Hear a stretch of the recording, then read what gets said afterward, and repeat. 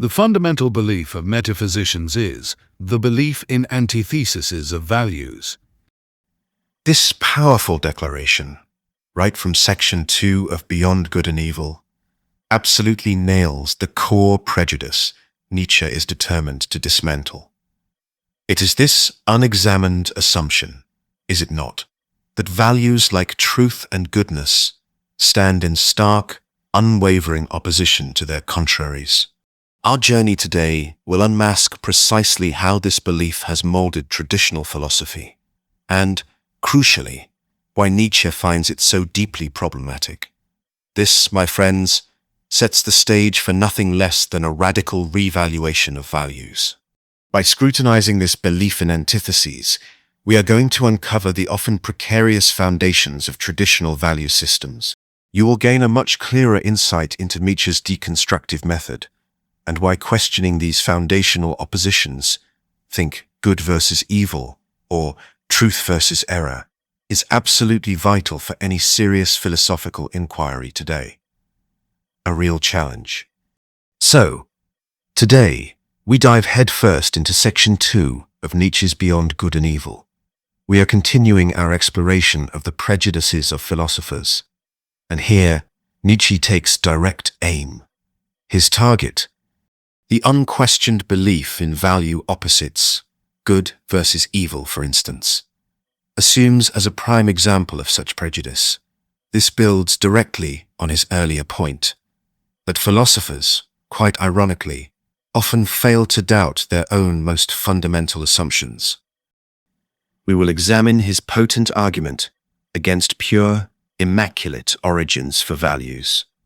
We will see him introduce the striking idea of perspectival frog perspectives, and we will grapple with his radical, even unsettling suggestion that evil things might, in fact, hold profound value for life itself.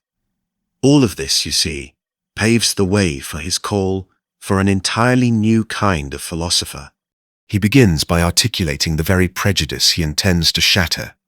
He asks, almost speaking for the metaphysician, How could anything originate out of its opposite?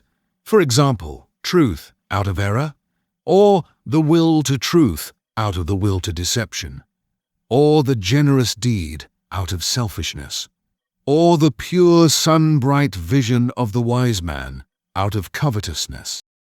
The traditional answer, as Nietzsche voices it, is emphatic, almost thundering. Such genesis is impossible. Whoever dreams of it is a fool, nay, worse than a fool. Things of the highest value must have a different origin, an origin of their own. In this transitory, seductive, illusory, paltry world, in this turmoil of delusion and cupidity, they cannot have their source. So, if not here, in our messy world, where must their source lie, according to this entrenched view? But rather in the lap of being, in the intransitory, in the concealed God, in the thing in itself. There must be their source, and nowhere else. This, right here, is the metaphysical dogma in its classic, unadulterated form. Notice the key concepts swirling around. The origin of values. Yes, but also those stark antitheses, truth and error, generosity and selfishness. And, of course, the absolute insistence on pure, untainted origins for anything deemed of highest value. These values, it is claimed, must derive from some transcendent source, described with such evocative, almost mystical language. The lap of being, the intransitory, the concealed God, and, in a clear nod to Kant, the thing in itself. This perfectly sets up the very target Nietzsche aims to critique, representing a mode of thought he passionately believes we must move beyond. As a conceptual connection, it is vital to see that this critique is deeply, profoundly rooted in an engagement with the entire Western metaphysical tradition. Think about it. From Plato's positing of a realm of pure forms as the true fount of reality and value, so distinct from our messy, empirical world, all the way to Kant's transcendental idealism, which, for all its innovations, still maintained a similar separation with its elusive thing in itself. Nietzsche, then, with surgical precision, immediately diagnoses this whole line of thought. This mode of reasoning discloses the typical prejudice by which metaphysicians of all times can be recognized. This mode of valuation is at the back of all their logical procedure. Through this belief of theirs, they exert themselves for their knowledge, for something that is in the end solemnly christened the truth. He identifies this not merely as some isolated conclusion, but as a fundamental mode of reasoning, a pervasive mode of valuation that underpins their entire Logical procedure. And what lies at the very heart of this prejudice, this foundational belief? He tells us. The fundamental belief of metaphysicians is the belief in antitheses of values. This, for Nietzsche, is the absolute linchpin, the crux of the matter. It is the unquestioned, almost reflexive assumption that values arrive in these neat, pre-packaged, opposing pairs. His tone here is unmistakably critical, is it not? Especially towards the metaphysicians' self-assured, almost pious pursuit of what they solemnly christened the truth, implying, of course, that this grand pursuit is itself predicated on an unexamined, deeply ingrained bias. One might wryly observe, as a brief instance of academically appropriate intellectual humor, that solemn christenings, whether in philosophy or elsewhere, do not always guarantee an immaculate conception of the ideas involved. A little food for thought there. This brings us to an absolutely crucial point in Nietzsche's critique, a stunning failure of philosophical rigor, precisely where it was most desperately needed. It never occurred even to the wariest of them to doubt here on the very threshold, where doubt, however, was most necessary, though they had made a solemn vow, de omnibus dubitandum. Think about that. Philosophers, the very thinkers who pride themselves on radical doubt, on questioning everything, utterly failed to apply this critical doubt to their most fundamental commitment, the belief in value antitheses. And it is a fascinating point of historiographical context, just how this very challenge to foundational assumptions, this doubt on the threshold, became such a potent, enduring legacy of Nietzsche's. It influenced waves upon waves of critical thought throughout the 20th and 21st centuries. Thinkers who sought to unearth the unexamined premises of Western philosophy and its cultural norms. But why? Why is this threshold the most necessary, the most critical place for doubt? Because it is the starting point, the very foundation upon which entire edifices of thought are meticulously built. And if that foundation is flawed, what does that imply for the entire structure? Devastating implications, surely. This is a powerful, incisive argument from inconsistency, highlighting a glaring performative contradiction in the very practice of these metaphysicians. Let us just pause here for a moment, shall we? We have seen Nietzsche lay out the traditional metaphysical view of value origins, one rooted in purity, in transcendence. Then, he has identified its core, unexamined assumption, this pervasive belief in fundamental antitheses of values. He critiques this as a typical prejudice, and he points out, quite sharply, the failure of even the wariest philosophers to doubt this foundational belief. This showcases a key methodological insight into Nietzsche's whole approach. He practices what we might call a hermeneutics of suspicion, or perhaps a depth critique.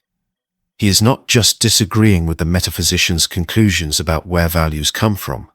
Oh no, he is attacking their starting point, their unstated premises, the very mode of valuation that underpins their arguments. He is digging, looking for the hidden psychological or historical investments. As an exercise for yourselves later, try this Take a common philosophical claim, or even a widely held societal belief. Then ask, what unstated assumption, what threshold belief, is absolutely necessary for someone to hold this view? How does Nietzsche perform a similar unmasking right here, right now? Now, having identified this signal failure of doubt, Nietzsche proceeds to enact the very doubt he found so conspicuously lacking.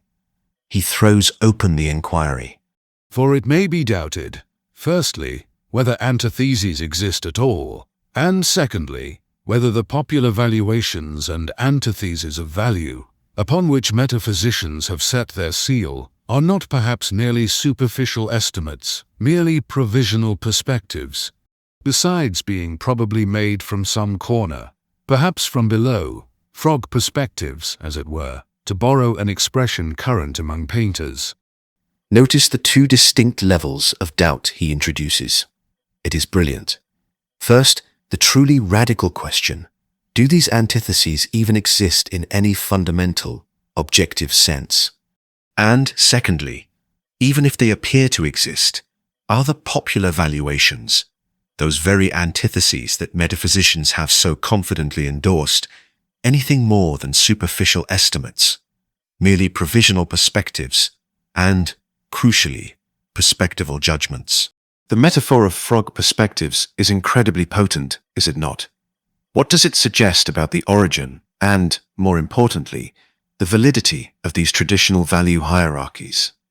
It implies a limited, perhaps even distorted, view from a particular, possibly lowly, vantage point. This masterfully introduces the crucial Nietzschean concept of perspectives. The idea that our understanding and our valuation of the world are always shaped by our specific standpoint, our unique place. This offers us another clear methodological insight, this time into perspectivism itself as a powerful analytical tool. Nietzsche is suggesting that where you stand, your cultural background, your psychological makeup, your position within a power structure, fundamentally changes what you see and how you value it. A frog, from its position close to the ground, will perceive and evaluate the world very, very differently from, say, a bird soaring high above. Can you think of an example from your own experience, or from history, where two different perspectives lead to radically different value judgments about the exact same phenomenon? Perhaps a historical event, or a current social issue. This really helps make the abstract idea of perspectivism much more concrete, more tangible. Having cast serious doubt on the very existence and nature of these antitheses, Nietzsche then unleashes what he provocatively calls the dangerous perhapses. Listen to this. In spite of all the value which may belong to the true, the positive, and the unselfish, it might be possible that a higher and more fundamental value for life generally should be assigned to pretense, to the will to delusion, to selfishness and cupidity. Well, this is a direct, frontal assault on the traditional hierarchy of values. What if, just what if, those things we have historically devalued, things like pretense, delusion, selfishness, actually possess a higher and more fundamental value for life generally? This forces us, compels us to ask, what exactly does Nietzsche mean by value for life? Is it mere survival? Is it flourishing? Is it the enhancement of power? This is a deep question, one that will recur throughout our study of his work. And he pushes even further. It might even be possible that what constitutes the value of those good and respected things consists precisely in their being insidiously related, knotted, and crocheted to these evil and apparently opposed things, perhaps even in being essentially identical with them. Here, the antitheses are not just questioned. Their supposed opposition is radically, completely undermined. The metaphors he uses, insidiously related, knotted and crocheted, are so vivid. They suggest a complex, tangled interdependence, a world away from the neat, clean separation posited by the metaphysicians. And then, the most extreme, perhaps of all, that these good and evil things might in fact be essentially identical. Nietzsche himself acknowledges the provocative, even shocking, nature of these thoughts. Perhaps, but who wishes to concern himself with such dangerous perhapses? Why dangerous? Because they threaten to unravel the entire fabric of traditional morality and metaphysics. They shake the very foundations. And indeed, for contemporary relevance, the echoes of this unraveling, this questioning, can be seen in so many contemporary debates. Think about post-structuralist critiques of binary oppositions, or ongoing discussions about the foundations of ethical systems, or even the nature of truth in a world that is increasingly, and perhaps rightly, wary of absolutes. Nietzsche's questions, in this profound sense, remain startlingly, urgently current. This is where we often encounter the problematic content frequently associated with Nietzsche. The suggestion that pretense, the will to delusion, to selfishness and cupidity, might actually hold a higher value, can be deeply unsettling, can it not? It seems to endorse what many, if not most, ethical systems explicitly condemn. It is absolutely crucial here to remember that Nietzsche is presenting these as hypotheses, as dangerous perhapses that demand rigorous investigation. He is not, at least not in this section, offering a simple ethical prescription. Rather, he is issuing a radical, uncompromising challenge to re-evaluate our deepest, most cherished assumptions about what is truly beneficial or detrimental, particularly concerning life itself.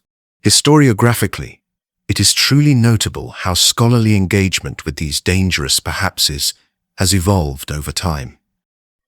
Early 20th century readings, for instance, sometimes took these provocations much more literally, which unfortunately contributed to some very problematic appropriations of his work.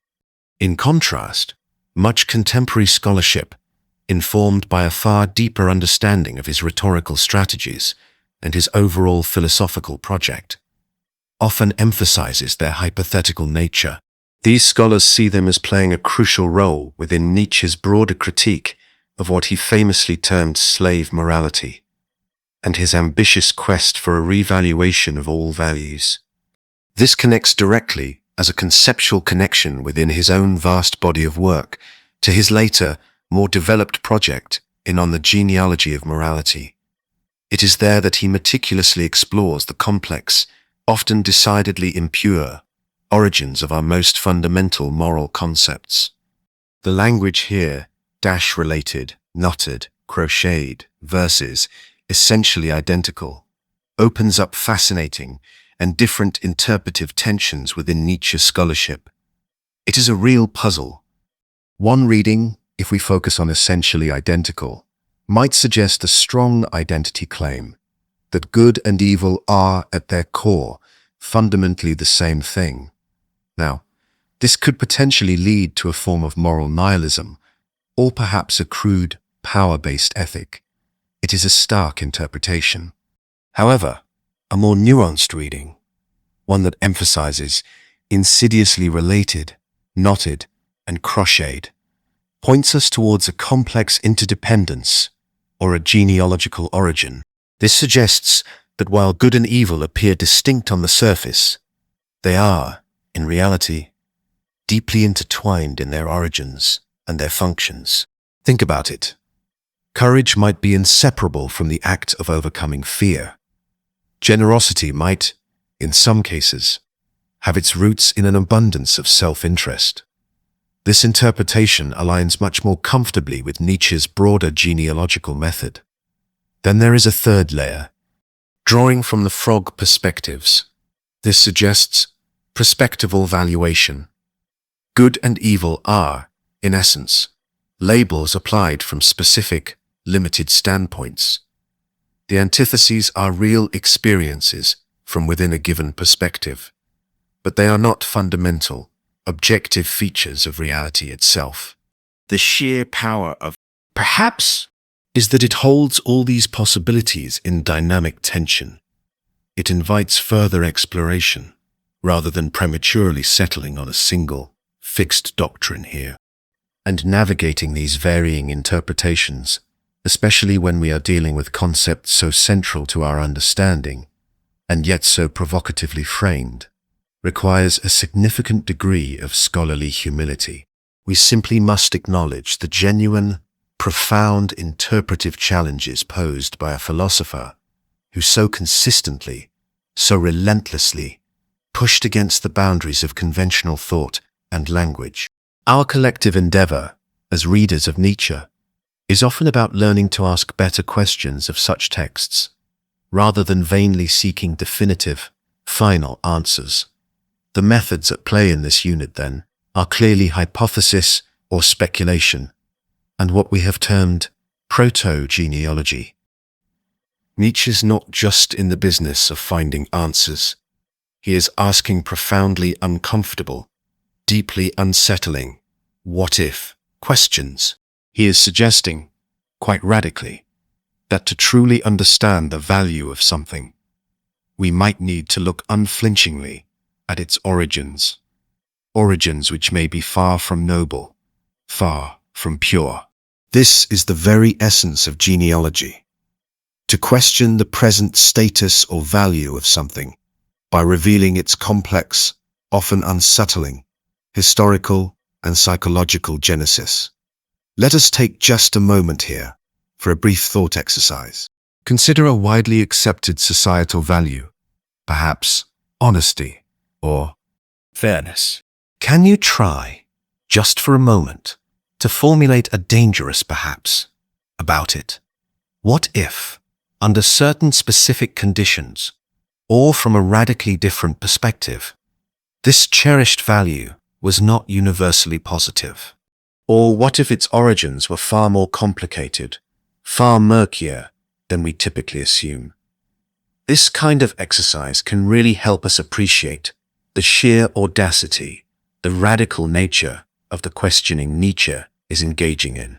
So, after presenting the traditional view, after critiquing its foundational prejudice, and then launching these truly dangerous perhapses that suggest a radical re-evaluation of value, one based on perspective and the potential interrelation of opposites, Nietzsche concludes this section by considering a crucial question.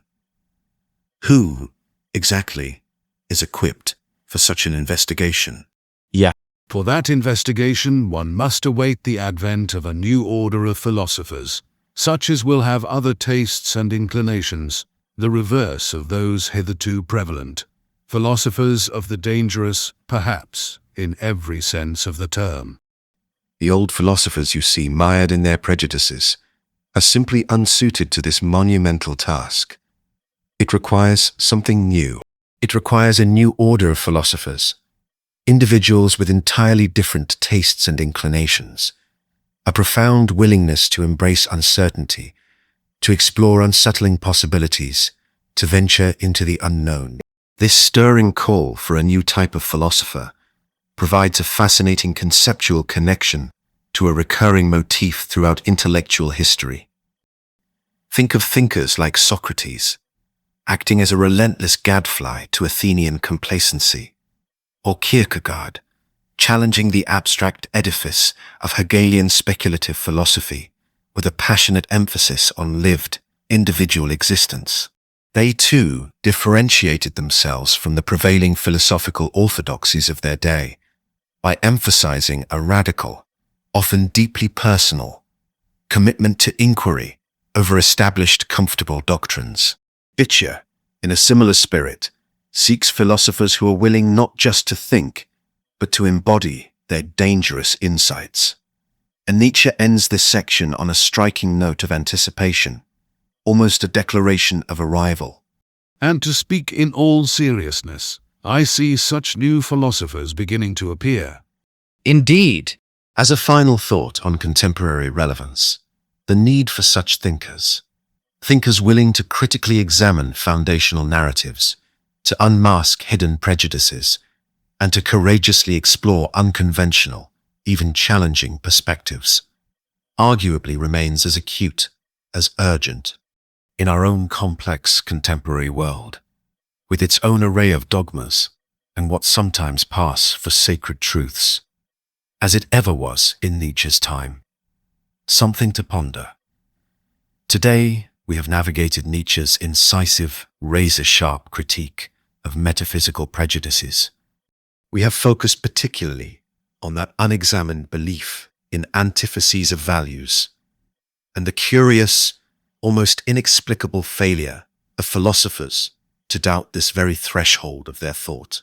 He has confronted us, directly and uncomfortably, with dangerous perhapses, suggesting that supposed opposites, like good and evil, might be profoundly intertwined, perhaps even perspectival illusions stemming from those frog perspectives, or, even more radically, that evil itself could hold significant value for life. This relentless, radical questioning, which culminates in his call for a new order of philosophers, has laid bare the immense complexities of value formation, leaving us right on the cusp of understanding its deeper, often unsettling, and profoundly human origins. Our exploration deepens and intensifies next time. We will venture into Section 3 of Beyond Good and Evil, where Nietzsche unmasks the very engine of philosophical thought itself. Prepare yourselves, because we will confront his startling, almost shocking assertion that the greater part of conscious thinking is not, as we might assume, purely rational. Instead, he argues, it is largely an instinctive function, one secretly influenced and forced into definite channels by underlying, often unconscious, drives. We will be forced to examine how even logic, the supposed bedrock of reason, might itself be rooted in physiological demands for a definite mode of life. This is a genealogical unmasking of the highest order, one that resonates powerfully with later developments in Freudian psychoanalysis, by suggesting that our most profound thoughts are shaped by forces far beyond our immediate awareness. This journey into the hidden mechanics of philosophy promises to further dismantle our comfortable assumptions about reason itself, and to reveal the profound, perhaps even biological, underpinnings of our timeless quest for truth. You will not want to miss it.